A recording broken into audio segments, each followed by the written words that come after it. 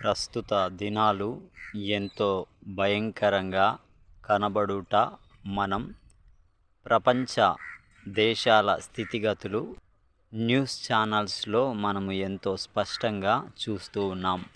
ఎన్నడూ లేని విధమైన భూకంపాలు, యుద్ధాలు, తెగుళ్ళు, క్లౌడ్ బరెస్టులు ఇలా ఎన్నో పరిస్థితులు సంభవించడం, మనుషుల మధ్యన ప్రేమ చల్లారిపోవడం, మోసం పెరిగిపోవడం, అఘాయిత్యాలు ఎక్కువ కావడం, ఇవన్నీ చూస్తూ ఉంటే ప్రభువు ఎంతో దూరాన లేడని, ప్రభువు చాలా సమీపంగా ఉన్నాడు అని తెలియపరచబడుచున్నది.